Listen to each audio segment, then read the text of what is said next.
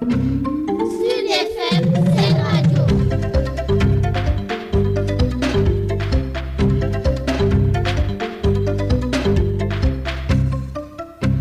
Sud FM, c'est radio.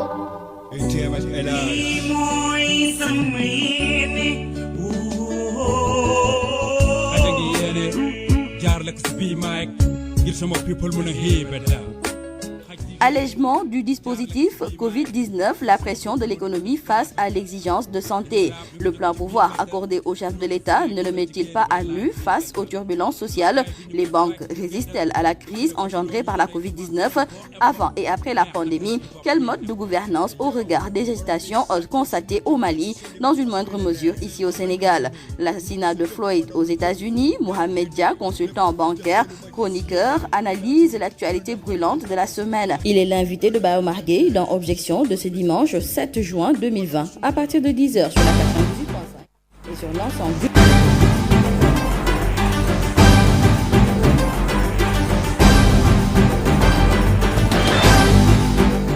Bonsoir à tous. À la une de ce journal, le Sénégal risque d'aller vers une situation grave avec la levée de certaines restrictions. Il est impératif de respecter les gestes barrières selon le directeur du COUS. À défaut, il faut s'attendre à l'augmentation des cas graves et les hôpitaux n'auront pas la capacité de faire face, avertit le docteur Abdoulaye Bousso.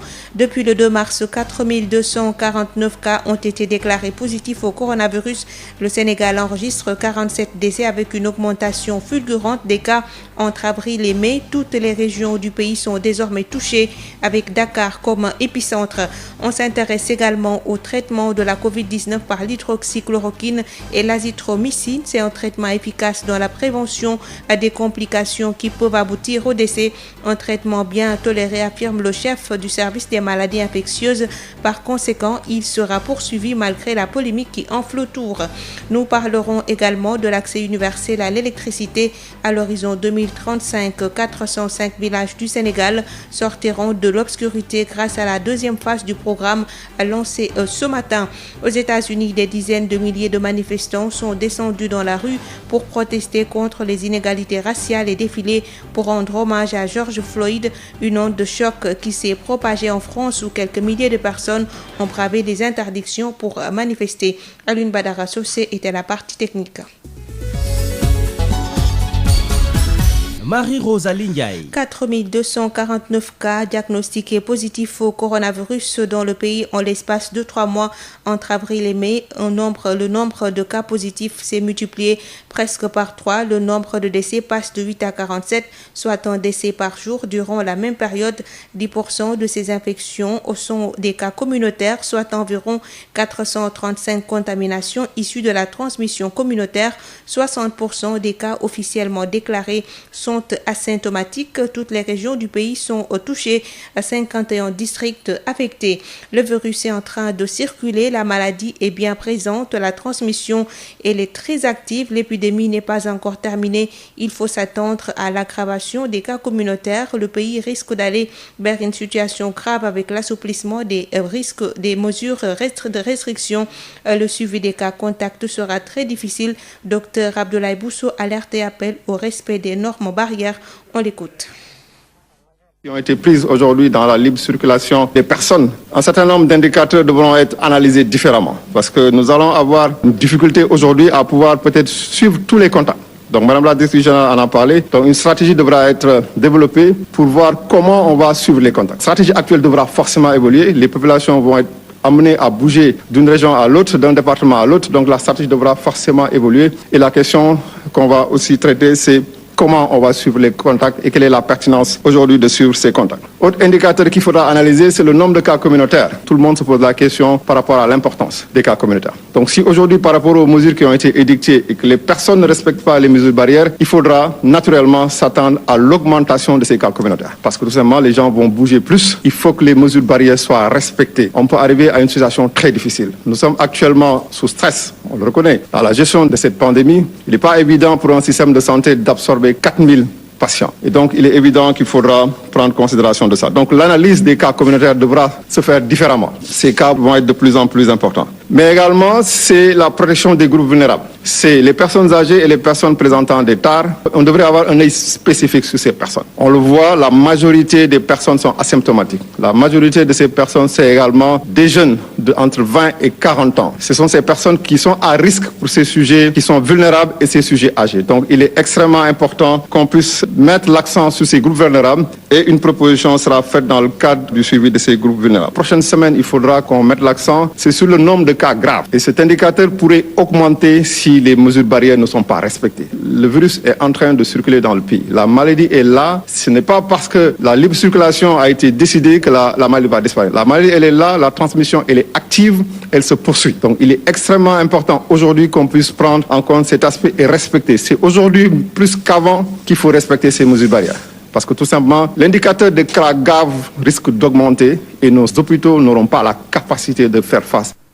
À l'instant, le docteur Abdoulaye Bousso qui alerte et appelle au respect des gestes barrières. Il faudra une stratégie particulière selon le directeur des opérations d'urgence sanitaire. La pandémie de Covid-19 en chiffres, le pays remoue avec les cas importés, 4 enregistrés ce samedi, 94 nouvelles contaminations annoncées, dont 3 cas issus de la transmission communautaire identifiés entre Dakar Plateau et Touba. Le pays enregistre à ce jour 4249 cas diagnostiqués positifs. La directrice de la santé a fait le point ce matin, Dr Marie-Khémesse Ngom-Ndiaye. 166 tests réalisés, 94 sont revenus positifs, soit un taux de positivité de 8,06%. Les cas positifs sont répartis comme suit. 87 contacts suivis par nos services, 4 cas importés à partir de l'aéroport international Blaise Diagne, 3 cas issus de la transmission communautaire répartis entre Dakar Plateau 1 et Touba 2. 236 patients hospitalisés ont été contrôlés négatifs et déclarés. Les cas graves sont pris en charge dans les services de réanimation. L'état de santé des autres patients hospitalisés est stable. À ce jour, 4249 cas ont été déclarés positifs, dont 2512 guéris, 47 décédés et donc 1689 sous traitement. Le ministère de la Santé et de l'Action sociale exhorte les populations à se mobiliser davantage au sein de nos communautés pour un respect strict des mesures de prévention individuelle et collective. Aujourd'hui, 236 patients ont été déclarés guéris, un record qui confirme la nouvelle tendance. Selon l'épidémiologiste, le professeur Massamba Diouf, cette hausse du taux de guérison s'explique par la prise en charge précoce et surtout la rigueur et l'organisation. Il est avec El Hadj Malick Ndiaye. C'est intéressant et ça, nous devons aussi féliciter l'équipe médicale. Nous devons féliciter le ministère de la Santé, mais également tout le personnel de santé qui s'ajoute autour de la prise en charge. Si nous l'avons, c'est parce qu'aujourd'hui, nous avons une certaine précocité de la prise en charge. Nous avons également l'organisation et la rigueur dans la prise en charge qui contribuent à avoir ces résultats. Il n'y a pas un autre secret. Ça veut dire que, évidemment, quand il y a des cas, au lieu d'attendre si longtemps pour les prendre en charge, le ministère de la Santé, à travers ses structures, se déploie pour anticiper sur la prise en charge. Et donc, cette précocité ne peut avoir comme résultat que des cas de guérison importants. Ça veut dire que si aujourd'hui, on attendait d'avoir des cas compliqués pour les prendre en charge, forcément, on aurait à la place des guérisons des cas de décès importants. Et donc, aujourd'hui, considérant le taux de guérison de la maladie Covid-19 au Sénégal, on considère que le taux quand même est intéressant et le taux de décès étant relativement autour de 1%, là aussi c'est à saluer. C'est pour ça que je disais tout à l'heure que nous le devons à la compétence, mais également à l'esprit d'anticipation avec une précocité dans la prise en charge de nos médecins ou du personnel de santé qui s'ajoute autour de la prise en charge. Le chef du service des maladies infectieuses de Fann réagit par rapport à la polémique née de l'utilisation de la chloroquine pour le traitement des malades. Selon le professeur Moussa Seydi, le traitement à base de l'hydroxychloroquine et de l'azithromycine administré à 559 patients était réel et efficace. Tous les malades qui avaient pris le traitement sont guéris. Les effets secondaires étaient minimes et bénins. Le traitement à base de chloroquine va se poursuivre selon le professeur Moussa Seydi. Donc ce traitement à base d'hydroxychloroquine et d'azithromycine que nous avons administré nous a montré que l'efficacité était réelle. Parce que la durée médiane des patients qui avaient pris ce traitement d'hospitalisation était de 10,5 jours versus 13 jours chez les patients qui n'avaient pas pris ce traitement. Tous les patients qui avaient pris ce traitement au stade précoce, c'est-à-dire avant l'apparition de complications, sont guéris et aucun n'est décédé. Concernant la tolérance, jusqu'ici, nous n'avons noté que 12 effets secondaires, soit dans environ 2% des cas. Les effets secondaires cardiovasculaires se voyaient dans 0,8% des cas. Et tous les effets secondaires étaient bénins et réversibles à l'arrêt du traitement sans nécessiter d'un traitement supplémentaire. C'est donc dire que le traitement à base d'azithromycine, d'hydroxychloroquine est efficace pour réduire la charge virale parce que les patients ne sortent qu'après 2 charges virales négatives. Ce traitement est efficace dans la prévention des complications qui peuvent aboutir au décès s'il est pris précocement et que ce traitement est bien toléré. C'est important de mentionner que compte tenu de cette polémique, nous ne nous baserons que sur nos résultats pour prendre des décisions. Nous allons donc poursuivre notre traitement et poursuivre aussi l'évaluation des traitements actuellement disponibles en relation avec l'Institut Pasteur de Dakar, dont je salue la compétence et l'intégrité. La lutte actuellement est plus entre les mains de la communauté. Les mesures d'assouplissement prises par le chef de l'État ne doivent pas être un facteur qui entraîne le relâchement et le laisser-aller des citoyens sénégalais. Au contraire, les mesures barrières doivent être renforcées selon ces taximans interrogés dans ce reportage signé Aïssatou Gueiba.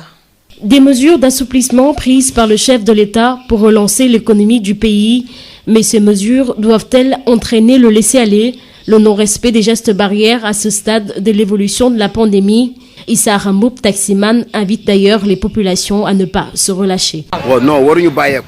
On ne doit pas se relâcher, c'est un combat. Tout citoyen doit se considérer comme étant un acteur faisant partie de cette lutte pour qu'on puisse éradiquer enfin cette pandémie dans notre pays. Pour éviter ce laisser-aller qui risque de propager davantage la maladie, il faut insister sur le respect des mesures préventives.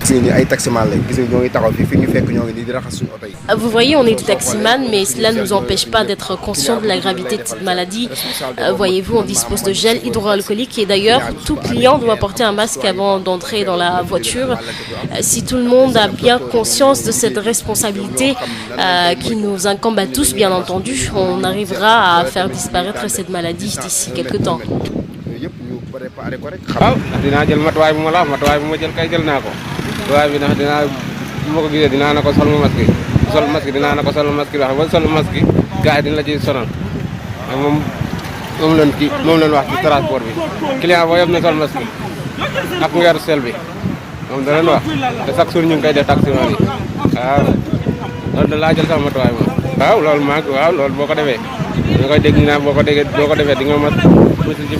Le coronavirus continue de se propager au sein de notre pays, mais le constat est là. Dans certains lieux publics, les gestes barrières sont négligés. Et c'est le constat dans les transports en commun. Sud FM. Parlons à présent de l'accès universel à l'électricité à l'horizon 2025. Le Sénégal lance la seconde phase du programme. 405 villages à travers le pays en sont bénéficiaires pour un montant de 36 milliards de francs CFA. Ce programme va aider beaucoup de localités à s'adonner à des activités génératrices de revenus pour lutter contre la pauvreté à Ouachao. L'accès universel à l'électricité à l'horizon 2025 fait son bonhomme de chemin dans le pays. Et pour cause, l'État du Sénégal vient de lancer la deuxième phase de ce programme. Cette seconde phase va permettre à 405 villages à travers le pays de sortir de l'obscurité. 36 milliards de nos francs vont couvrir les investissements. Le directeur général de la Sénélec a lancé cette deuxième phase à Siwel, village de la commune de Sagna, situé à Kaffrine, une des régions qui enregistre le plus faible taux d'accès à l'électricité. Pape Mademba Bitey, directeur général de la Sénélec. Dans la région de Kaffrine, on a l'un des taux d'électrification rurale les plus bas. C'est pour traduire un message important qui est cher à son Excellence Monsieur le Président, à savoir réduire les inégalités. Parce que l'objectif, c'est d'avoir au moins 30% minimum de taux d'électrification rurale dans chaque département. Ce programme va électrifier 405 villages dans l'ensemble du Sénégal pour un investissement global de 36 milliards de francs CFA dans le périmètre de Sénélec. Cet investissement nous permettra de densifier l'électricité au niveau des zones périurbaines. Parce que comme vous le savez, avec le développement et l'extension de nos quartiers dans les zones urbaines, il est important que Sénélec puisse faire face à cette demande croissante. C'est pourquoi nous avons lancé cette deuxième phase de l'accès universel qui concerne 405 villages pour un investissement de 36 milliards réalisé par une entreprise sénégalaise.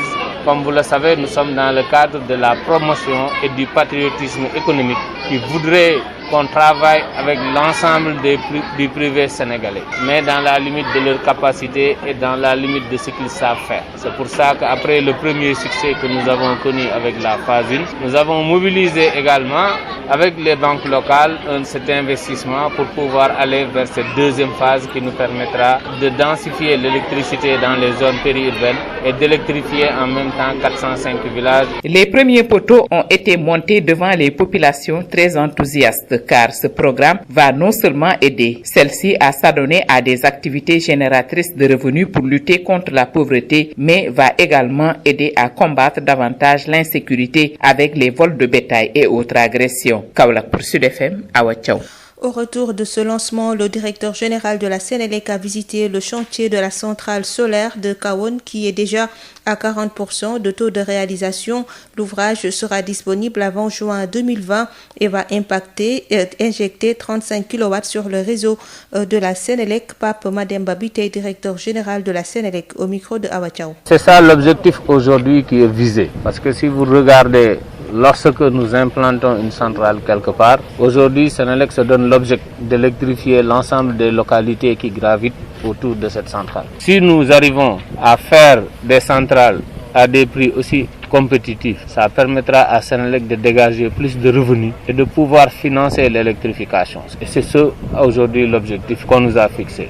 Réduire les coûts de production et ensuite permettre l'accès à l'électricité à l'ensemble des Sénégalais à l'horizon 2025. Et c'est comme ça, et ce sont avec des projets aussi structurants et aussi économiques que nous pourrons y arriver. Je voudrais juste souligner l'importance de ce que le directeur général a dit tout à l'heure. On vient de former une expertise kaolackoise dans le cadre du montage de ces panneaux. Ce sont les Turcs qui devaient venir. Mais l'exception sénégalaise, l'ingénierie sénégalaise a fait qu'on a pris des jeunes de cette localité qu'on a formés et que les Turcs sont prêts à déployer dans la sous-région demain lorsqu'il s'agira de faire des centrales identiques. Et je pense que ça, c'est quelque chose sur laquelle Sénélec va avoir une relation avec le groupe. On va communiquer et montrer ce que nous voulons réaliser. Et c'est ça la création d'emplois. C'est également la promotion des jeunes Sénégalais. Et Sénélec est définitivement inscrite dans cette direction et dans cette voie dans le cadre de la matérialisation de ce mix énergétique très cher à M. le Président de la République. Sud International. Mapo ne devrait pas être synonyme de la peine capitale. La vie des aborigènes compte, ou encore tolérer le racisme, c'est du racisme. À Sydney, Brisbane, Melbourne et bien d'autres villes australiennes, des dizaines de milliers de manifestants sont descendus dans la rue pour protester contre les inégalités raciales. À Sydney, au moins 20 000 personnes ont manifesté selon les estimations. Des défilés en hommage à George Floyd dénonçaient également les injustices dont sont victimes les aborigènes d'Australie ces 30 dernières années. Plus de 4 000 d'entre eux sont morts en détention et aujourd'hui un tiers des prisonniers australiens sont membres de la communauté des autochtones alors qu'ils ne représentent que 3% de la population nationale. L'onde de choc provoquée par la mort de George Floyd aux États-Unis s'est également propagée ce samedi en France où des manifestations contre les violences policières se sont tenues dans plusieurs villes malgré les restrictions sanitaires et des interdictions. Dans la capitale, quelques milliers de personnes ont bravé une interdiction préfectorale pour se rassembler place de la Concorde près de l'ambassade américaine et réclamer justice pour tous en brandissant des panneaux Black Lives Matter, cri de ralliement du mouvement aux États-Unis.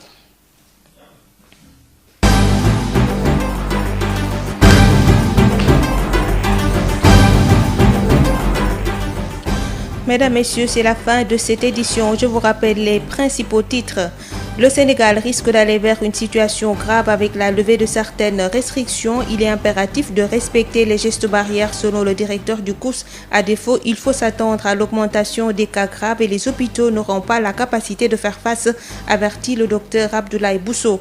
Depuis le 2 mars, 4249 cas ont été déclarés positifs au coronavirus. Le Sénégal enregistre 47 décès avec une augmentation fulgurante des cas entre avril et mai. Toutes les régions du pays sont désormais touchées, avec Dakar comme épicentre. On s'est intéressé également au traitement de la COVID-19 par l'hydroxychloroquine et l'azithromycine. C'est un traitement efficace dans la prévention des complications qui peuvent aboutir au décès. Un traitement bien toléré, affirme le chef du service des maladies infectieuses. Par conséquent, il sera poursuivi malgré la polémique qui enfle autour. Également, l'accès universel à l'électricité à l'horizon 2025. 405 villages du Sénégal sortiront de l'obscurité grâce à la deuxième phase du programme lancé ce matin. La page internationale a bouclé cette édition mise en onde par Alioune Badara Socé. Merci de nous avoir suivis et bonne suite de programmes sur Sen Radio.